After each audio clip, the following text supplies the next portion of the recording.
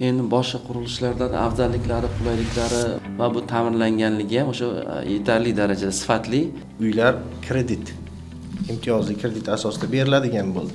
Assalomu alaykum aziz kuzatuvchilar. Biz bugungi suhbat jarayonlarini Bashkent mening orzuyim va Bashkent Resident loyihalar rahbari Shuhrat Karimov bilan olib boramiz. Shuhrat aka, avvalambor bizni intervyuga kelishga nima desam, siz bilan intervyu qilishga tayyor ekanligingizni bildirganingizni o'zi bizni juda xursand qildi. Rahmat. Shuhrat aka, ushbu loyiha ko'pchilik kuzatuvchilar tomonidan katta proyekt sifatida qabul qilinyapti. Buxoro, ayniqsa Buxoro fuqarolari tomonidan. Siz bunga qanday izoh berasiz? Endi menimcha haqiqatan ham shunday. Buxoro shahrida 10 gektar hududda birdaniga 38 ta blokda qurilishi loyihalashtirildi. 2928 ta 3000 ga yaqin xonadon o'zini ijtimoiy infratuzilmalariga ega bo'lgan bir 12 qavatlik loyiha ustida ishlanmoqda. Menimcha aytganingizdek bor. Shunday. Yana shunday bir savollar borki, bizda Bashkent Residence qanday qilib xonadon sotib olish mumkin? Bashkent Residence'dan biz buni ijtimoiy tarmoqlarda ma'lum qilib kelyapmiz. 4 ta asosiy takliflarimiz beryapmiz. Bu yurtdoshlarimiz uy-joy qiymatini, shu xonadon qiymatini 100% mablag'ini oldindan to'lash sharti bilan sotib olishlari mumkin. Bunda yuqori chegirmalar amal qiladi bunday holatlarda. Ikkinchi turi bu ipoteka kreditlari hisobiga xonadonlarimizni sotib olishga imkoniyat yaratilgan, tashkil qilingan. O'zimizda o'sha Bashkent Residence sotuv ofisida tijorat bankini markazi tashkil etilgan. Tegishli xodimlar faoliyat yuritishmoqda. Shu yerda o'zida ipoteka kreditlari hisobiga xonadonlarimizni sotib olish imkoniyati taqdim etilyapti. Uchinchisi bu xalq tilida rassrochka deymiz. Ma'lum bir miqdorda boshlang'ich badalni kiritgan holda ma'lum bir muddatga bo'lib to'lash sharti bilan xalq yurtdoshlarimizga xonadonlar sotib olish imkoniyatini taklif qilyapmiz. To'rtinchi uslubimiz bu o'zi bizda hali keyin aytib o'tamiz. Bir xonali, 2 xonali, 3 xonali xonadonlardan iborat eksperiment sifatida 2 xonali xonadonlarimizni boshlang'ich badalsiz xarid qilish imkoniyatini taqdim qilyapmiz. 2 xonali xonadonlarimiz boshlang'ich badalsiz. Mana shu 4 uslubda, 4 xil uslubda bizdan xonadon sotib olish mumkin Buxoro ahli yurtdoshlarimiz. Biz bilamizki, Bashkent mening orzuyim loyihasi bu Toshkentda o'zining katta loyihasini amalga oshirdi va aynan Buxoroga ham Bashkent Residence loyihasi asosida kirib keldi. Aynan Buxoro tanlanishida nima mohiyatni ko'rishimiz mumkin? Endi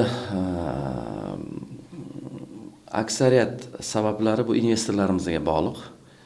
Investorlarimiz Buxoro shahriga begona emas, Buxoro yurtiga, Buxoro viloyatiga shularning farzandlari, o'g'loni hisoblanishadi.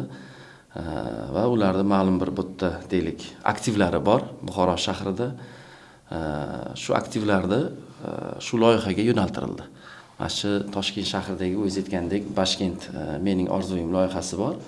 Xuddi shu loyihani o'xshashini undan kam bo'lmagan holda Buxoro shahrida amalga oshirishga rejalashtirildi va nomini ham Bashkent Residence deb qo'ydikki, bunda o'ylab qarasak, ikkita loyihani nomi bir-biriga o'xshash 90%, qo'shimchasini qo'shmaganda 100% o'xshash. Buni ham shu yurtdoshlarimizga rasman bildiryapmizki, biz o'sha deylik loyihamiz. O'sha Toshkent shahridagi loyihamiz. Boshqa nom qo'ysak bo'lar edi. Unda balkim bizani ma'lum bir miqdorda tanish misol uchun qiyinroq bo'lishi mumkin edi. Biz o'sha Toshkent shahridagi deylik oxirgi 1 yil davomida qilinayotgan ishlarimiz orqali mana Buxoroga ham kirib keldik. Bu menimcha biz haqimizda ochiqdan ochiq ma'lumot ega bo'lishga sabab bo'ladi menimcha. So'z o'rnida to'g'ri ta'kidlab o'tdingiz, Shuhrat aka. Haqiqatan ham bugun xalq orasida ham Bashkent Residence loyihasiga qiziquvchilar soni kundan kunga ortib bormoqda. Buni ijtimoiy tarmoqlarda ham kuzatyapmiz. Umuman olganda ushbu loyihada qulayliklari va afzalliklari boshqa qurilishdan nimasi bilan farq qiladi? Endi boshqa qurilishlardan afzalliklari, qulayliklari bu deb aytishdan sal nima qilamiz, tortinamiz, chunki hamma loyihani ham o'ziga yarasha qulayliklari, jozibali tomonlari bor, afzalliklari bor.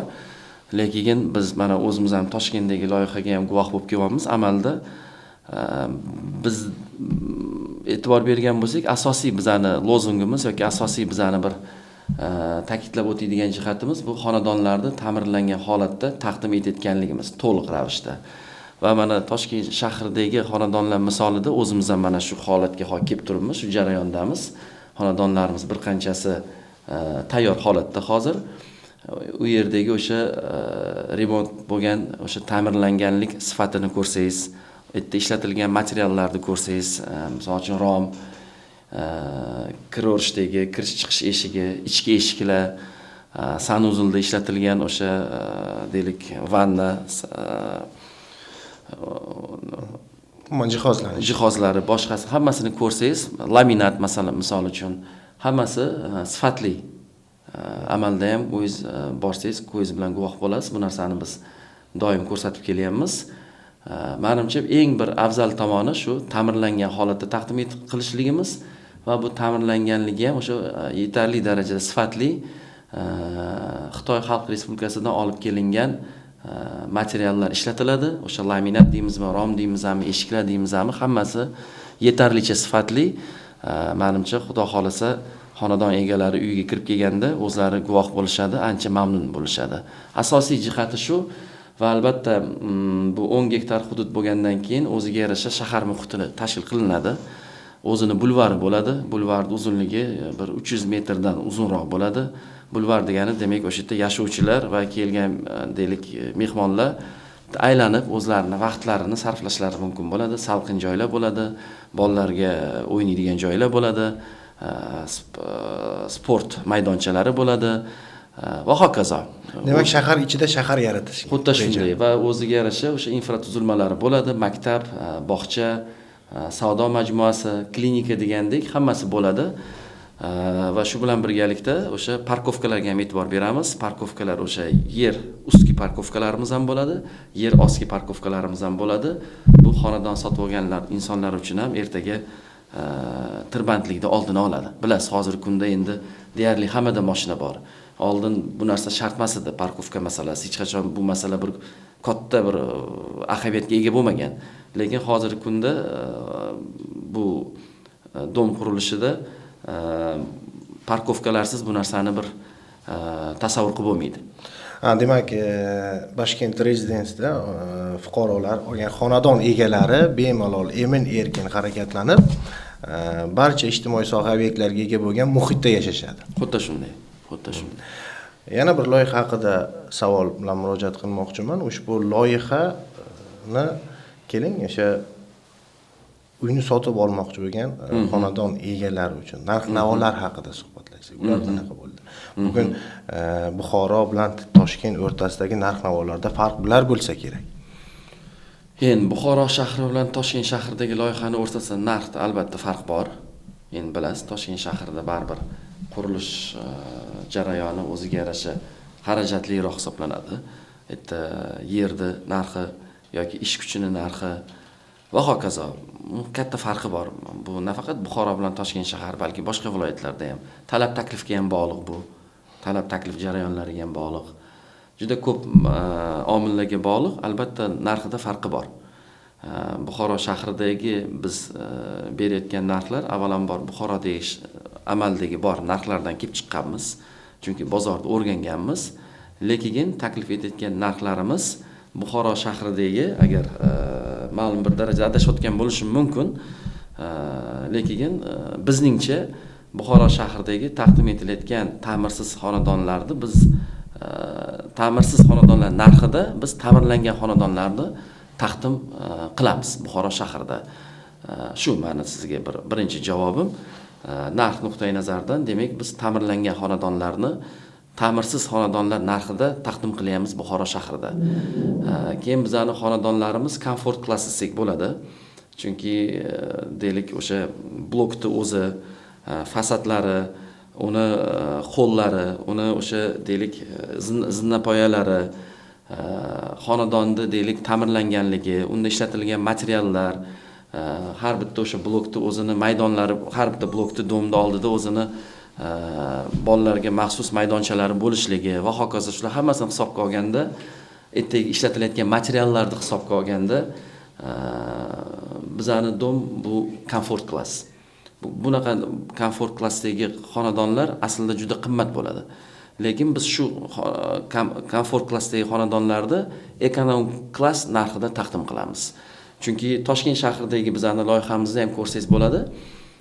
Agar mana olib borsangiz, guvoh bo'lasiz, olib chiqamiz, ko'rasiz, deylik, shu blokni ko'rinishidan ichiga kirib ham, xonadonning ichiga kirib ham o'sha holni ichida yurib, zinapoyalarda ko'tarilib o'zingiz guvoh bo'lasiz, ishlatilgan materiallar, qurilish materiallarida guvoh bo'lasizki, komfort klass. Va biz taqdim qilayotgan Toshkentdagi narx ham boshqa shu kabi turdagi o'xshash xonadonlardan kvadrat metriga kamida 200-300 dollarga arzonroq. Bizning xonadonlar kamida 200-300 AQSh dollariga ekvivalentida arzonroq 1 kvadrat metrga. Bu juda katta gap bu. Va xuddi shunaqa sifatda biz Buxoro shahriga kirib kelyapmiz. O'shaning uchun inshaalloh yurtdoshlarimiz ko'ngildan xotirjam qilishlari mumkin. Buxorodagi sifat Toshkentdagi sifatdan kam bo'lmaydi va ular o'sha sarflaydigan mablag' xudo xolasa o'zini oqlaydi. Go'zal, shinam, har tomonlama qulay xonadonlarga ega bo'lishadi va o'z navbatida ta'mirlangan bo'ladi. Shuhrat aka, Bashkent Residence loyihasidagi kvartiralar, kvadrat metrlari, narx-navolari haqida bir to'liqroq ma'lumot bersangiz. Endi Bashkent Residence'da xonadonlar 3 xil, 1 xonalik, 2 xonalik, 3 xonalik xonadonlar taqdim etiladi. 1 xonalikda ham bir nechta maydonligi bor, turli xil, 2 xonalikda ham, 3 xonalikda ham 32 kvadrat metrdan 80 kvadrat metrgacha xonadonlarimiz bor. Bir necha xil, 1 xonalik, 2 xonalik, 3 xonalik, 32, 33, 36, 39, 46, 49, 50, 51, 54, 56, 60, 70, 74, 80 kvadrat metrli xonadonlarni taqdim qilmoqdamiz. Endi misol uchun 2 xonali uylar haqida gapiramiz. 2 xonali xonadonlarimiz narxi taxminan 330 million so'mdan boshlanadi. 2 xonali 49 kvadrat metrlik xonadonlarimiz 330 million so'mdan boshlanadi. Taxminan aytyapman sizga. 49-50 kvadrat metrlik xonadon haqida gapiryapman. 2 xonali 330 million so'mdan taxminan boshlanadi. 3 xonali xonadonlarimiz, misol uchun 70 kvadrat metrlik xonadonlarimiz bor. Ularning narxi 460 million so'mdan boshlanadi. 460 million so'mdan boshlanadi. Deylik, qavatiga qarab, sotib olish shartlariga qarab. Mana shunaqa. Umuman o'rtacha qiymat belgilasak, hozir 1 xonaliklarimizni 200 necha pul edi? Umuman 1 xonaliklar 1 xonalikda 227 million so'mdan boshlanadi. 227 million so'mdan 460 million so'mgacha bo'lgan qiymatdagi uylarimiz mavjud, shundayda. Xuddi shunday, xuddi shunday. Shuhrat aka, uylarni bo'lib to'lash imkoniyati yaratilgan dedingiz. Keling, shular haqida batafsilroq ma'lumot bering. Xo'p, tushunarli. O'sha aytgandek, rassrochka shartlarida hozirgi kunda umumiy shartlarda eng kamida xonadon qiymatini 20% ni topshirish kerak bo'ladi. Boshlang'ich badal sifatida. Deylik, 1 xonali xonadon 32 kvadrat metrlik rassrochka shartlarida xarid qilinganda 250 million so'm atrofida boshlanadi narx, uyning qiymati. Uni demak 20% qancha bo'ladi? 50 million so'm bo'ladi. Demak, 50 million so'm boshlang'ich badal topshirish kerak bo'ladi. Uyning narxi o'zi 250 edi. Deylik, 12 oy muddatga bo'lib to'lash sharti bilan olindi. Oyiga 5 million so'mdan. Boshida 50 million so'm boshlang'ich badal, oyiga 5 million so'mdan 12 oy to'ladingiz, 60 million bo'ldi. To'g'rimi? 50 millionga 60 million qo'shsak 110 million so'm bo'ladi. Uyning qiymati o'zi 250 million. 250 milliondan 110 milliondan ayirsangiz 140 million qoladi. Ana o'sha oxirgi oy kelganda, rassrochka muddati yakunlanganda 140 million pulni bir vaqtni o'zida yopishga to'g'ri keladi. O'z mablag'lari hisobidan yoki o'sha paytda ham kredit mablag'lariga murojaat qilgan holda 140 millionni kredit hisobidan yopsa ham bo'ladi. tushuntira olgan bo'lsam sizga mana tushundim. bir xonalik xonadon 250 million, boshlang'ich badal 50 million, oyiga 5 milliondan 12 oyda 60 million, oxirida 140 million qoldi. 140 millionni bir zumda yopishga to'g'ri keladi yoki pulimiz bo'lmasa deylik, ipoteka kreditlariga murojaat qilishimiz mumkin. 140 million so'm agar kreditga olsak, 140 millionni oyiga to'lovi menimcha bir hisob kitobsiz aytaman sizga, taxminan mana bir O'rtacha hisobda. Menimcha bir 2,5 million yo 3 million so'mdan boshlansa kerak oyiga to'lov. Shuhrat aka, rassrochkaga olish shartlarini aytib o'tdingiz. Endi ipoteka kredit olish shartlari qanday? Ipoteka kreditlari hisobiga xonadon sotib olishda xonadon qiymatini eng kamida 15% miqdorida boshlang'ich badal topshirish kerak bo'ladi yurtdoshlarimiz tomonidan. Qolgan qismiga kredit mablag'lari rasmiylashtiriladi. Kreditning miqdori 330 million so'mgacha beriladi. Bizning holatda aytib o'tdim sizga yuqorida, bizada o'sha tijorat bankining tegishli markazi tashkil etilgan deb. Shu markaz tomonidan 330 million so'mgacha kredit beriladi. Xonadon qiymatining 15%ni lekin xonadon sotib oluvchi o'zi boshlang'ich badal sifatida kiritish kerak bo'ladi. Yillik foiz stavkasi egalik qilish huquqi rasmiylashtirilgunga qadar yillik 20%. Yillik 20%. Keyin kadastr hujjatlari rasmiylashtirilgandan so'ng katta ehtimol bilan 18% bo'ladi. Ya'ni 2% ga tushadi. Katta ehtimol bilan. Muddati esa 240 oygacha olish mumkin. Bu degani 20 yil, 240 oyga olinadi. Mana bir asosiy jihatlari shu, ta'minot sifatida shu sotib olinadigan xonadonning o'zi garov sifatida kelgusida notarial tartibda garovga taqdim etiladi. Xonadon egasi tomonidan bankka nisbatan. Demak, ipoteka kredit olgan odam uyini o'sha garov sifatida qo'yiladi va xonadon egasi bo'ladi. Kadastr hujjatlari tayyor bo'lganda garovga qo'yiladi. Buni ham aytib o'tishimiz kerak-da bari, chunki garovga qo'yiladi bu xonadon. Bu ham bitta asosiy shartnomaviy munosabatlardan biri. Kredit bo'yicha oylik to'lovlarga kelsak, bir yuqorida bu narsaga to'xtalmadik. Oylik to'lovlar endi turlicha kredit miqdoridan kelib chiqib. Kredit miqdoridan kelib chiqib, bir o'sha aytganimdek 3,5 million so'mdan yoki 3 million so'mdan bir 8 million so'm atrofida bo'ladi. Deylik, o'sha boshlang'ich badalining summasiga qarab, kredit miqdoriga qarab, oylik to'lov shu bir 3,5 million so'm bilan 8 million so'm atrofida. Demak, aksariyat qismi 4 million so'm, 4,5 million so'm, 5 million so'mga ham oyiga to'lab yurib, ipoteka kreditlari hisobiga uy-joy sotib olish imkoniyati bor. Bu menimcha yaxshi xabar. Oyiga 4 million, 5 million, 6 million to'lashlik bilan xonadon egasi bo'ladigan bo'lsangiz, menimcha yomon taklif emas. Bu albatta qolgan barcha ehtiyojlar uchun ham pulni tejash mumkin degani. Ya'ni 3 million, 4 millionga xonadon egasi bo'lish bu bugungi kunda yaxshi natija. To'g'risi? Inshaalloh. Albatta, shunday bugungi kun zamon shiddat bilan rivojlanib bormoqda Shuhrat aka va bu rivojlanish albatta o'z-o'zidan insonlarni ko'proq harakat qilishga va o'zi uchun uy, xonadon xarid qilishga undaydi. To'g'ri, haqiqatan ham uyni o'zingiz ustalarni yo'llab, uyni remont qilganingizda katta qiyinchiliklarga duch kelasiz bugungi kunda. Va Bashkent Rezidensiyaning ushbu loyihasi albatta fuqarolarimizga manzur bo'lsa kerak. Yana bir savol bermoqchi edim. Agar bugun ochiqlangan bo'lsa, bugungi kunda kvadrat metrlari, narx-navolari va o'sha bugun imtiyozlari qanday bir yo'nalishlar tanlab olindi narx-navolarda. Ular haqida narx-navolarni ochiqlab bersak. Yuqorida aytganimizdek 4 uslubda xarid qilish imkoniyati bor deyapmiz-ku, to'g'rimi?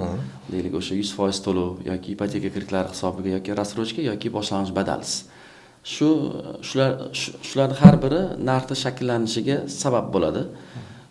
Keyin yana asosiy omillardan biri 12 qavat bizani bloklarimiz, domlarimiz qavatidan kelib chiqib narxlar o'zgaradi, 1 kvadrat metr narxi. Keyin agarda rassrochkaga xarid qilinadigan bo'lsa, bo'lib to'lash sharti bilan 1 yillik, 1,5 yillik, 2 yillik bir-biridan farq qiladi. Shularga qarab farq qiladi. Endi narxlarimizga keladigan bo'lsak, men bir o'rtacha bir 6,5 million so'mdan 8,5 million so'm atrofida 1 kvadrat metri.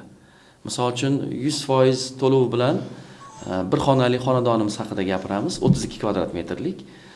100% to'lov bilan oldindan to'lash bilan bir yurtdoshlarimiz sotib olamiz deyishsa, xonadonning narxi 227 million so'mdan boshlanadi. 227 million so'mdan boshlanadi. 32 kvadrat metrlik bir xonali xonadonimiz 100% to'lovda. O'sha aytganimdek ta'mirlangan bo'ladi. Misol uchun. Shunday. Shunaqa bir yana bir bo'lgan voqea haqida aytib o'tmoqchiman. Bizga shunaqa bir taklif berildi madaniyat xodimlari va ommaviy axborot vositalari xodimlari uchun 2016-yilda uylar kredit imtiyozli kredit asosida beriladigan bo'ldi. Ko'pchilik biz bilan birga ishlovchi hamkasblarimiz uy olishmadi. Bizga aytishdi, qimmat tushib ketyapti. Narx-navolari qimmat deyishdi va bugungi kunga kelib, mana 2025-yilga kelib xuddi shu odamlarning olsak bo'lar ekan, inflyatsiya jarayonlari bo'ldi. Hozir degan fikrlar paydo bo'ldi-da. Olganimizda yaxshi bo'lardi, shunaqa deb qo'yishdi. Men ham o'sha Bashkent Residence mana bu imtiyozli kredit asosida qilishganiga, mana shu loyihani imtiyozli kredit asosida berilayotganiga siz qanday qaraysiz? Mana imtiyozli kredit asosida berilyapti, uy oluvchilar uchun buni afzalligini qanday bir ko'rsatib bera olasiz? Endi tushunishim bo'yicha aytmoqchisizki, ba'zi bir yurtdoshlarimizda o'sha ipoteka kreditlari hisobiga xonadon sotib olishda ba'zi bir negativlar bor. Yoki ishonchsizliklar bor, yoki shunga o'xshash holatlar bor. Shuning uchun bu narsani inkor qilishadi. Albatta endi hammani o'zini o'lchovi bor, o'zini hisob-kitobi bor, o'zini dunyoqarashi bor. Bu narsaga e'tiroz bildira olmaymiz. Lekin men shu sohani vakiliman. Endi mana bu o'zimizning loyihalarda agarda men savdo ishiga bir javobgar shaxslardan biri bo'lsam, savdo, tijorat, marketing yo'nalishlari bo'yicha asl kasbim o'zi bank sohasi. Va bu sohada biz ishlaganmiz yillar davomida, ko'p yillar davomida. Buni mutaxassis sifatida aytaman, tajriba nuqtai nazaridan aytaman. Ipoteka kreditlari hisobiga xonadon sotib olgan biror bitta fuqaro, men bir juda katta foizda aytaman, bir 99% aytaman, hech qachon jabr ko'rmagan. Boshida olinganda 1 yil, 2 yil, 3 yil ma'lum bir darajada qiyinchilik tug'diradi, oyma-oy to'lov. Chunki o'rganishingiz kerak-da, bo'yningizga qarz oldingiz. U yoqimsiz bo'ladi, odamga yoqmaydi. Har oy o'sha ma'lum bir miqdorda pulni yetkazib olib borishingiz kerak. To'lamasangiz, u ham bir o'ziga yarasha tashvish. Lekin bu tashvish odatda 1 yil, 2 yil, 3 yil davomida davom etadi. Nimaga desangiz, kredit muddatlari uzoq. Bir paytlar 10 yilga, 15 yilga berilardi. Hozir muhtaram prezidentimizning sharofatlari bilan ipoteka kreditlari 20 yil muddatgacha ajratilyapti, misol uchun. 1 yil, 2 yil, 3 yildan keyin albatta deylik o'sha narx-navo o'zgarishi, ma'lum bir miqdorda inflyatsiya bo'lishligi, pulning qadrsizlanishi, olgan yurtdoshlarimizning topayotgan daromadida o'sish sezilishligi va hokazo omillar hisobiga ma'lum bir vaqt o'tgandan keyin u kreditlar to'lashligida fuqarolarimiz, xususan men ham, siz ham katta ehtimolda qiyinchilik sezishmaydi. O'shanda boshida 1 yil, 2 yilda biz tura bilishimiz kerak. Yoqimsiz bo'ladi. Men aytmayman, 1-2 yil oila budjetini 50%, 60%, 70% ham tashkil qilib qolishi mumkin. Lekin bu narsa butun o'sha 10 yil yoki 20 yil davomida davom etmaydi bu narsa. 1 yil, 2 yil, 3 yil. Men o'zimni hayotimdan ham kelib chiqib gapiryapman. Hamkasblarim, tanishlarimiz yoki mijozlarimizning hayotidan kelib chiqib ham gapiryapmanki, 1 yil, 2 yil, 3 yil. 1 yil, 2 yil, 3 yildan keyin katta ehtimol bilan inson bu yukni esdan chiqaradi. Juda yengillik bilan yopib yuradi. Va yana bir ikkinchi e'tiroz bo'lishi mumkin yurtdoshlarimizda foizga nisbatan. Deylik, grafikni ko'rish, qo'liga grafik olinganda, 10 yillik, 20 yillik grafik olinganda jami foiz turadi-da. U deylik uy-joy qiymatiga nisbatan, sotib olingan uy-joy narxiga nisbatan 3-4 barobar ko'p bo'ladi. Men shuncha foiz to'larmikanman deb, keyin o'sha narsaga ma'lum bir darajada negativ fikrga boriladi. To'g'ri bu fikr, haqiqatan 3-4 barobar ko'p to'lanadi. Qachonki siz 20 yil davomida, uzoq yillar davomida to'lasangiz, uzoq yillar davomida to'laganingizdan keyin menimcha har qanday qarz ham, har qanday nafaqat 3-4 barobar, menimcha 20 yilda 5-10 barobarga o'zgaradi aslida. Katta davrda. Lekin biz o'sha 20 yil davomida 3-4 barobar qo'shib to'lashni xohlamayotgan bo'lsak, biz o'sha narsani 10 yilda yopishimiz mumkin, harakat qilib, muddatidan avval. Kredit bo'yicha foizlar kredit qarzdorligini qoldig'iga nisbatan hisoblanadi. Bankda unaqa foiz 20%, uyning narxi 300 million, har yili 300 millionda 20% 60 million bo'lsa 60 million olinmaydi. Har yopgan asosiy qarz yopilganda qoldiqqa nisbatan foiz hisoblanadi. U 20 yilda 3-4 barobar bo'ladi. Agarda 10 yilda oldinroq yopib olsangiz, siz o'sha yerda turgan grafikda ko'rsatilgan foiz 2 barobar kam chiqishi mumkin. 7 yilda yopib olsangiz 3 barobar kam chiqishi mumkin. Imkoningiz bo'lib 4 yilda yopib olishingiz mumkin. 4-5 barobar kam chiqishi mumkin. Faqat men taxminan aytayapman bu gaplarni. Bular o'zlari mana bizga murojaat qilganda ham grafiklar ko'rsatib berishimiz mumkin. Mana 20 yillik grafik, mana 15 yillik, mana 10 yillik, mana 5 yillik, mana 3 yillik. Bu yo'llanma. 20 yil. 20 yilga grafik olib turib siz 4 yilda yopib olishingiz mumkin, 7 yilda yopib olishingiz mumkin. Albatta shunga mos ravishda foizlar ham kamroq chiqadi. O'shaning uchun meni bu narsada bir shaxsan o'zimda bir bunga qarshiligim yo'q. Bu xizmat turidan foydalanish kerak. Chunki hozir sizni boshqacha imkoningiz yo'qdir. Boshqachasi imkoningiz yo'q, sotib ola olmayapsiz. 100% pul to'lab sotib ola olmayapsiz. Bundan foydalanish kerak. Hisob-kitobda buni ma'lum bir deylik tushunmovchiliklar bo'layotgan bo'lsa, shu sohani tushunayotgan odamlardan kelib so'rashsa, hammasini ko'rsatib berishadi. O'zlari ham guvoh bo'lishadiki, bu narsa aslida foydali ekanligiga o'zlari guvoh bo'lishadi. O'sha vaziyatda, o'sha holatda shu foydali bo'ladi.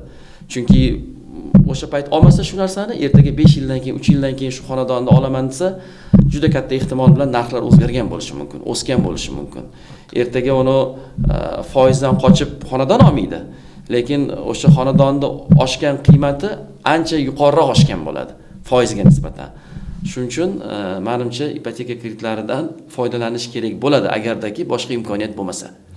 Albatta, Shuhrat aka, shunaqa ham bir jarayonlar bo'ladi. Haqiqatan ham biz o'zimiz oila boshi sifatida ko'chada yurganimizda albatta o'sha uy xonadon xarid qilishimiz kerak bo'ladi. Boshimizda bor-da bu. Lekin ko'pchilik shunaqa fikr aytadiki, bizda uylar qimmat.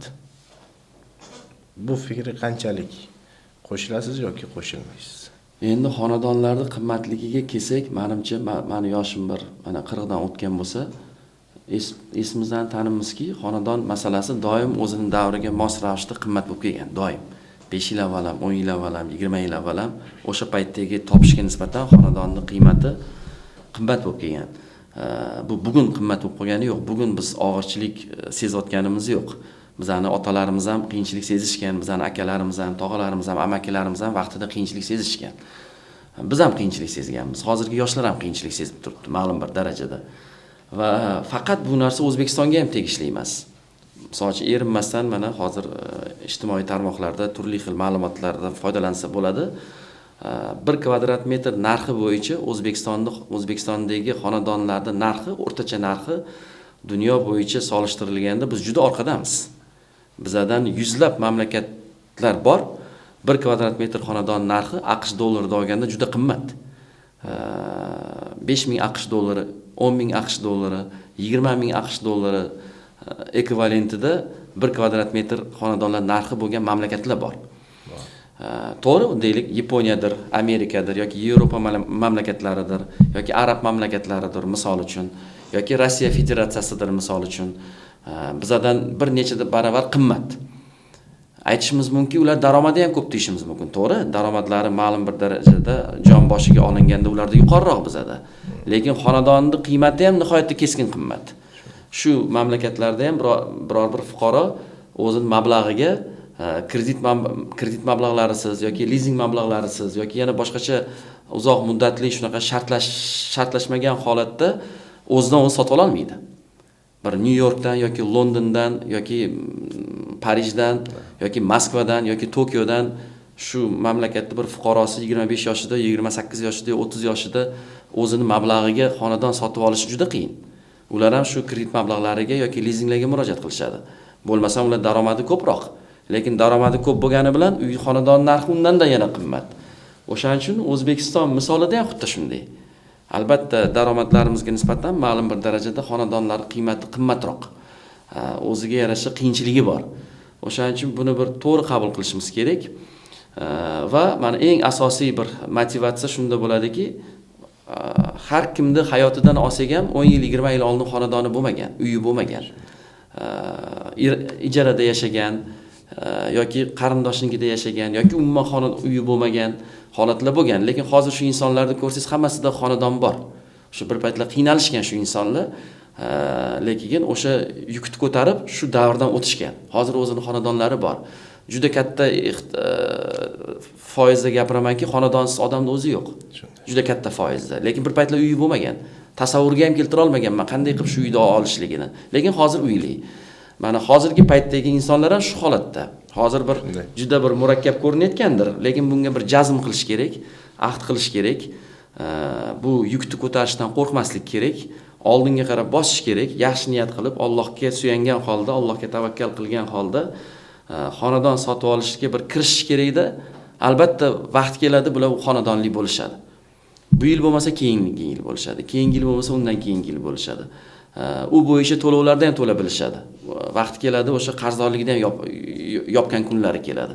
U kunlar o'tib ketgan bo'ladi. Unda orqaga qarasa 5 yil, 10 yildan keyin bir tarix bo'lib qoladi. O'shaning uchun xonadonlar sotib olishda bunaqa qiyinchiliklardan biz cho'chimasligimiz kerak. Boshqacha yo'li yo'q buni. Boshqacha yechimi yo'q. Cho'chiydigan bo'lsak, cho'chib qo'rqib yuraveramiz. Bu masala yechilmaydi. Bo'ynimizga bu narsani qabul qilishimiz kerak. Albatta, sal qat'iyat bilan shaxsan oldinga harakat qilish davri keldi. Albatta, bugun haqiqatan ham zamon tez va shiddat bilan rivojlanyapti. Barcha ehtiyojlarni bugungi qat'iy qarorlarimiz evaziga ertaga yaxshi kunimiz bo'lishi mumkin. Shunaqa. Shuhrat aka, yana bir savol. Buxoro qurilishida men shaxsan jurnalist sifatida ko'plab qurilish soha obyektlarida, o'sha syomka jarayonlarida bo'lganman va yana shunday holatlarga duch kelganmanki, Shuhrat aka, bir necha yillar oldin Buxoroda quruvchilar tomonidan, ya'ni bugungi imtiyozlardan noxolis foydalangan quruvchilar, ya'ni ular xalqni aldab bir uyni 10 ta, 15 ta fuqaroga sotib, o'zi qarzdor bo'lib, bugungi kunda esa javobgarlikka tortilgan quruvchilar bor va bularning ushbu xatti-harakatlari natijasida xalq ongida nimaga biz qurilmagan uyga pul to'lashimiz kerak degan tushuncha paydo bo'lgan. Xalq orasida yurganim uchun ushbu savol bor. Umuman olganda, mana bu holatlarni, mana shunday savollarga qanday javob bera oladi Bashkent Residence? Shamshod aka, avvalambor bu savolingizga endi bir hamma ham shunaqa javob qaytaradi ma'lum bir darajada. Birinchidan bizlar qurilish bilan bog'liq, qurilish montaj ishlarini boshlash bilan bog'liq barcha hujjatlarimiz qonunchilikka muvofiq mavjud, olingan, ruxsatnomalarga egamiz. Ruxsatnomasiz tegishli jarayonlardan o'tmagan holda qurilish qilayotgan joyimiz yo'q. Bizani deylik kompaniyamizda hozirgi kunda shu kungacha investorlarning mablag'lariga qurilish ishlari olib borilmoqda. Mana endi sotuv ofisi ochildi. Ma'lum bir miqdorda albatta ulushdorlik asosida mablag'lar qabul qilishni boshladik. Lekin bu proporsiyaga olganda baribir hozirgi kunda juda katta foizda investorlar mablag'lariga quriladi.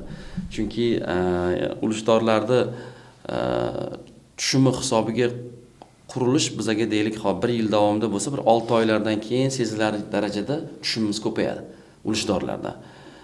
Bu degani juda katta qurilishning katta qismi biz investorlar mablag'iga qurilishlar tashkil qilgan bo'lamiz. Va bizani kompaniya nomida biror bir bank muassasasi oldida qarzdorligimiz yo'q. Bu ham bir ishonch, ma'lum bir darajada ishonch tug'ilishiga sabab bo'ladi. Chunki qurilish kompaniyasini kredit qarzdorligi ham o'ziga yarasha risklarga sabab bo'lishi mumkin. Ertaga o'sha kredit olib turib to'g'ri samarali foydalanmasa, ertaga ma'lum bir darajada ber ko'chaga kirib qolishi mumkin. Bizda esa shu toza investorlar mablag'i mana sekin-sekin fuqarolarning, yurtdoshlarimizning ulushdorlik mablag'lari ham qo'shilib boriladi qurilish jarayoniga. Avvalambor shu bir ayta oladigan narsamiz. Endi qurilish tashkilotlariga ishonchlilik nuqtai nazaridan keladigan bo'lsak, albatta birinchi mavzu bu qurilish ishlari, qurilish montaj ishlari qanchalik qonunchilikka muvofiq olib borilayotganligi. Barcha ruxsat etuvchi hujjatlar mavjudmi yo'qligi. Bizning holatda bu barcha jarayonlardan o'tganmiz. Ruxsat etuvchi har qanday hujjatlar bizda mavjud. Bundan muammoyimiz yo'q. Bundan ko'rsatib berishimiz ham mumkin har kimga qog'oz shaklida ham, elektron shaklida ham.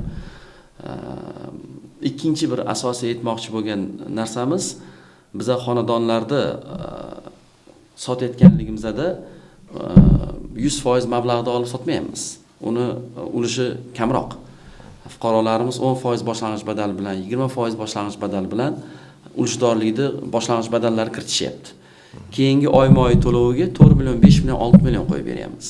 Unaqa bir katta miqdorda to'lovlar qo'yib berganimiz yo'q. Aytmoqchimanki, kadastr hujjatlari tayyor bo'lgunga qadar, egalik qilish hujjatlari tayyor bo'lgunga qadar bir uy-joy qiymatini bir 30-40% ni olgan bo'lamiz. Juda katta foizda 30-40% ni olgan bo'lamiz. Qachonki o'sha kadastr hujjatlarini rasmiylashtirib berganimizda biz qolgan qismini keyin fuqarodan o'sha jarayonda qabul qilib olamiz mablag'larni. Men aytmoqchimanki, shundan ham sezsangiz bo'ladi, shundan ham bir e'tibor bersangiz bo'ladi. Bizadagi qurilish montaj ishlari aksariyat qismi investorlar mablag'i hisobiga amalga oshirilyapti.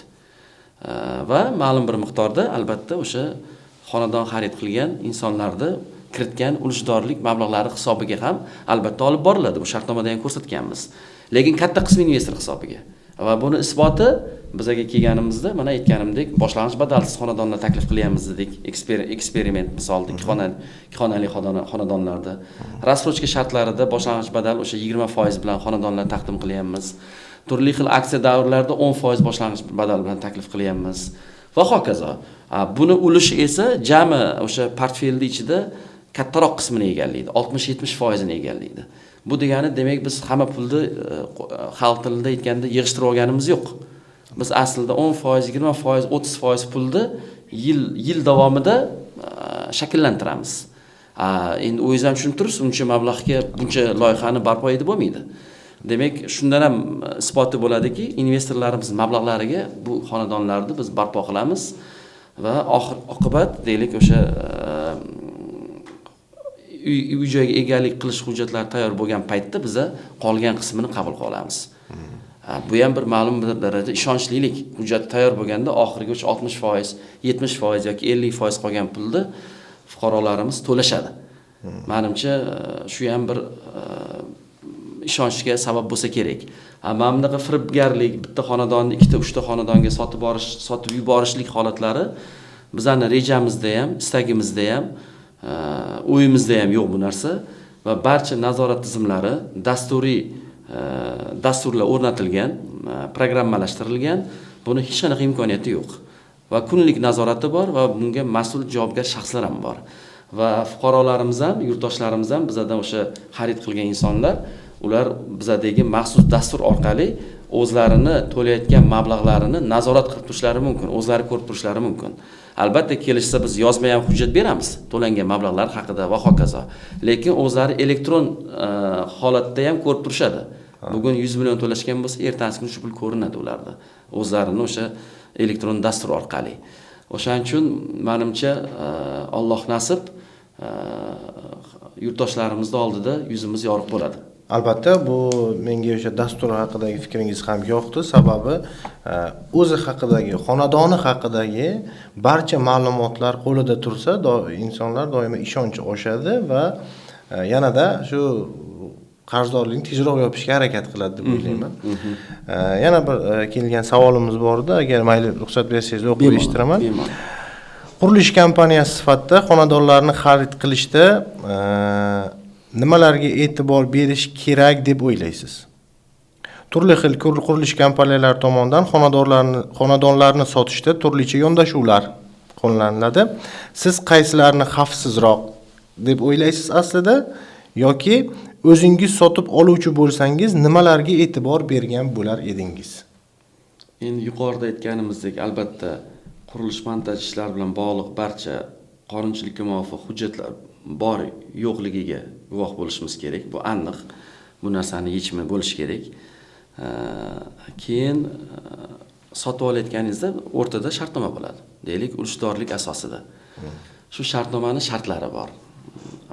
Misol uchun bizning misolimizda rasrochka davriga agar bo'lib to'lash sharti bilan biz xonadonlarda foydalanishga topshirish muddatidan kelib chiqib rasrochka muddatlarini belgilab beramiz. Misol uchun 1 yil bo'lsa, deylik qaysidir blok 1 yilda tamomlanadigan bo'lsa, foydalanishga topshiriladigan bo'lsa, demak o'sha blokdagi xonadonni xarid qilishga biz 1 yilga bo'lib to'lash sharti bilan imkoniyat beramiz. 1,5 yilda foydalanishga topshiriladigan bloklarimiz bo'lsa, rassrochka muddati 1,5 yil, 2 yil bo'lsa 2 yil. Lekin 1 yilda foydalanishga topshirilgan xonadonlarni 5 yilga bermaymiz. 5 yilga bo'lib to'lash sharti bilan bermaymiz. Menga qolsa, men fuqaro sifatida 5 yilga bo'lib to'lash osonda. Keldik, foizsiz, ipoteka kreditisiz, quruvchidan to'g'ridan to'g'riga 1 yildan keyin yoki 2 yildan keyin foydalanishga topshirilgan xonadonni 60 oy davomida yoki 70 oy davomida bo'lib to'lash sharti bilan olish bizga yaxshi. Bizga bir bunday o'ylab qarasa bir ko'nglimiz xotirjam bo'lgandek. Lekin bizani holatda men aytganimdek, 1 yilda foydalanishga topshirilgan xonadonni biz 1 yilda to'lab berishimiz kerak. Bu og'irdek tuyuladi. Undan ko'ra mana 5 yillik afzalroqdek, 3 yillik afzalroqdek. Lekin shu joyda biz tushunib yetishimiz kerakki, mana men o'zim ham amaliyotdan kelib chiqib gapiraman. Misol uchun biz Toshkentda asosiy faoliyatimiz Toshkentda bo'ladigan bo'lsa, Toshkentda bir qurilish sohasida, shu industriyada aholiga xonadonlarni qurib sotayotgan bir 3-4 ta yirik quruvchi kompaniyalar bor. Men nomini aytmayman, reklama bo'lib qoladi. Men o'zim ularni kuzatib boraman doim. Bularda bunaqa balandparvoz xizmatlar yo'q. Yoki o'sha 100% to'lovini oldindan to'lashingiz kerak, yoki o'sha rassrochka davri foydalanish muddati bilan bir xil. Agarda shu deylik 1 yilda foydalanishga topshirilgan xonadonlarni 10 yilda bo'lib to'lash sharti bilan sotish o'rinli ish bo'lganda edi, shu yirik qurilish kompaniyalari o'zlarida shu xizmatlarni joriy qilgan bo'lishardi. Buni o'ziga yarasha minuslari ko'p-da. O'zingiz faraz qiling, xonadonning narxi 300 million. Xonadonning narxi 60 oyga berdingiz. 60 oy degani 5 yil. Oyiga 5 million so'mdan. Inflyatsiyani bilasiz. Oxirgi deylik davrga kelib 10 yil, 20 yildan kelib chiqadigan bo'lsak, o'rtacha 10%. O'rtacha qarang. Siz 5 million so'mdan pul olyapsiz. Boshlanish badalsiz har oy. Qachon qurib berasiz uyda? Qachon qurib? Qaysi pulga qurib berasiz? Xo'p, investorning mablag'iga qurib berasiz. Aytamiz bu gapni, doim aytamiz. Investorning mablag'iga quramiz deb aytamiz. Investor tikkan pulni qachon qaytarib oladi? 5 yilda qaytarib oladimi? Qaysi qiymatda qaytarib oladi? O'shaning uchun ko'pincha shunaqa holatlarda har xil muammolarga keyin duch kelinadi. O'shaning uchun menimcha standart xizmatlardan foydalangan yaxshi. To'g'ri, men o'zimga yo'naltiryapman, o'zimizdagi xizmatga yo'naltiryapman, lekin yaxshilab o'ylab ko'rsa, odamlar buni tushunib yetishlari mumkin. Chunki 1 yilda foydalanishga topshiriladimi shu xonadon? Demak, 1 yilda o'sha qurilish kompaniyasi bilan hisob-kitob qilib xonadonni olgan yaxshi. Tinchi shu. Hozirdanoq. Hozirda o'zida. Chunki o'zi ham 1 yil ichida tezroq, qisqa muddat ichida xonadonli bo'lib oladi. Investor ham o'zini tikkan mablag'ini o'z vaqtida qaytarib oladi, pulning qiymati borligida. Va keyingi jarayonlar tezlashib ketadi. Xuddi shunday.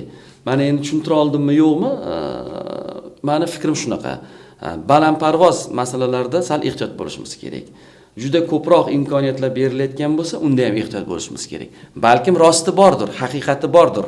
Men uni bir e'tiroz bildirmayman. Ularda ham haqli joylari bor.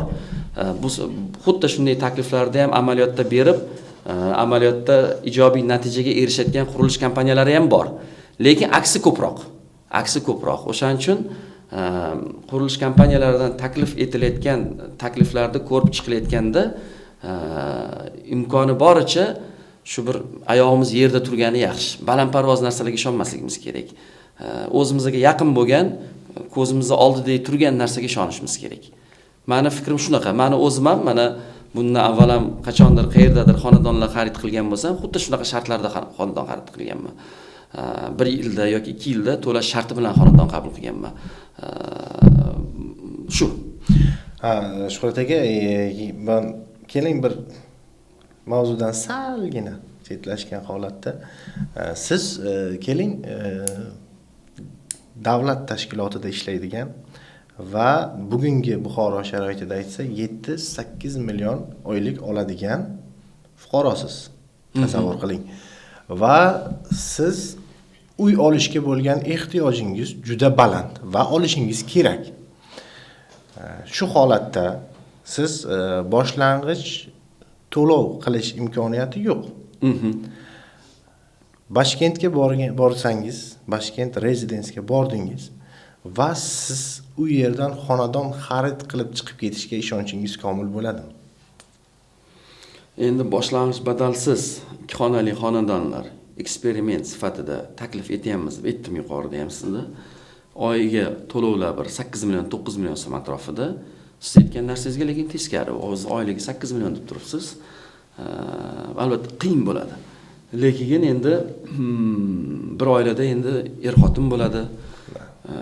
Otamiz bor, onamiz bor, boshqa bor. Shu sharoitdan kelib chiqqan holatda yondashish kerak baribir. Biz endi barcha deylik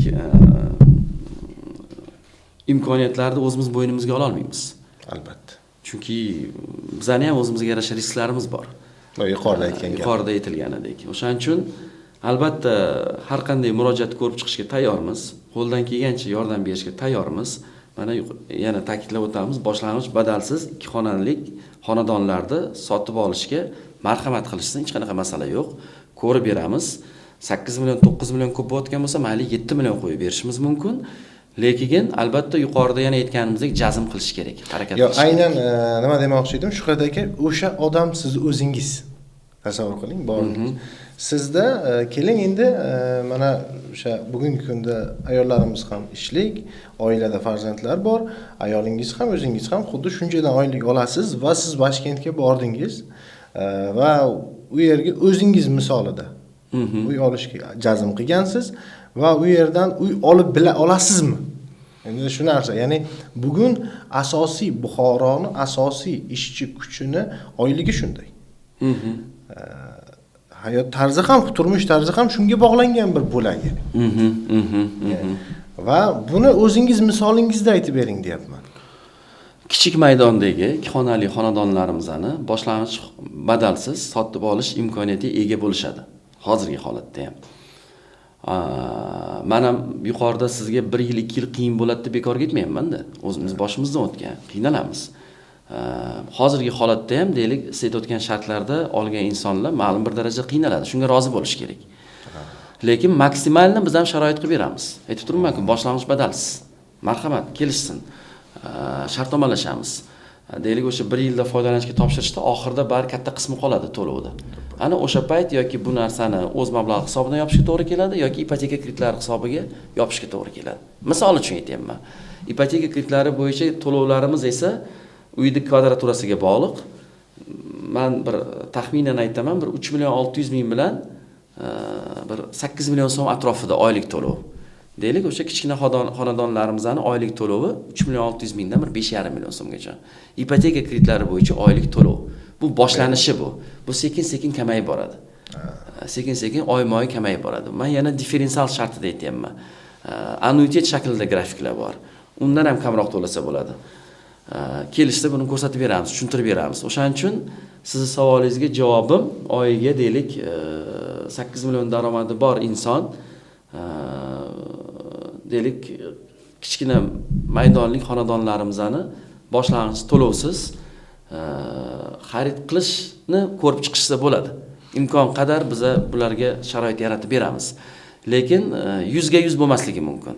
Albatta insonlar aytayapman-ku, o'zlaridan ham baribir yana bir qo'shimcha xarajat harakat qilib bo'lish kerak. Ularga kimdir oilaviy deylik er-xotindir, ota-onalaridir, ma'lum bir miqdorda yordam berib turgani yaxshi, boshida 1 yil, 2 yil.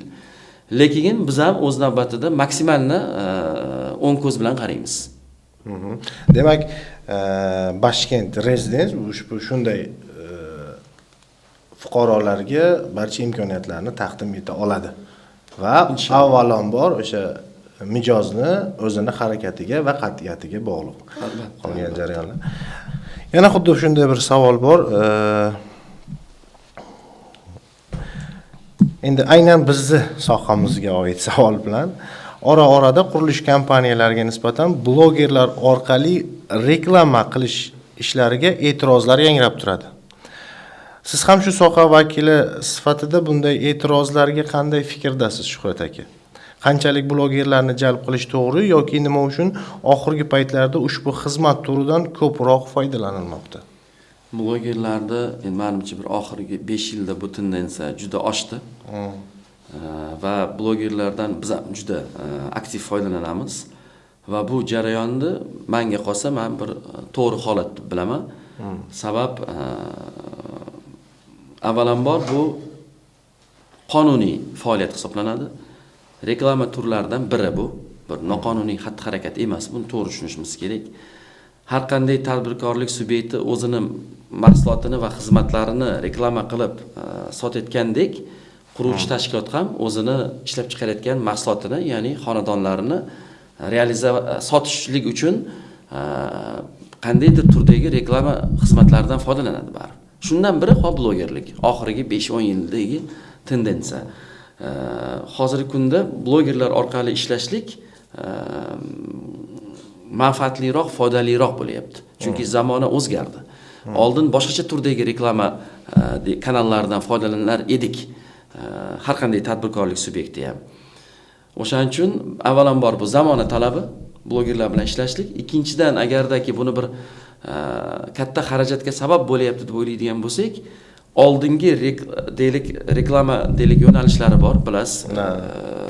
Aytmayman, e'tirozli bo'lmasin. Bir qancha 10 ga yaqin yo'nalishlar bor, imkoniyatlar bor. O'zingizda o'sha mahsulotingizni targ'ibot qilish uchun ular juda qimmat edi u xizmatlar. Hozir ham qimmat ular. Blogerlarning ko'rsatayotgan xizmatiga olayotgan haqqiga nisbatan 5 barobar, 10 barobar qimmat. Yaxshi ham shu bir zamonaning rivojlanishi bilan, Meta'ni shu Instagram, Facebook'da rivojlanishi bilan bu soha kirib keldi. Reklama turi sifatida bu kirib keldi. Va xarajat nuqtai nazaridan bu ancha arzonroq aslida. O'shaning uchun agar qurilish kompaniyasidir yoki bir tadbirkorlik subyekti blogerlar jalb qilib juda katta xarajat qilyapti, ertaga shu loyihani amalga oshishiga putur yetishi mumkin deb o'ylayotgan bo'lsak, biroz xatolik bo'ladi.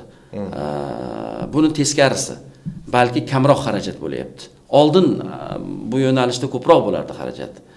Oddiy qilib aytaman, bir oyda 2 milliard so'm xarajat bo'lishi mumkin edi. Biror bir tadbirkorlik subyektidan 1 milliard so'm, 2 milliard so'm, men 5 yil, 10 yil orqaga qaytyapman. U paytda u pulning qiymati juda katta edi.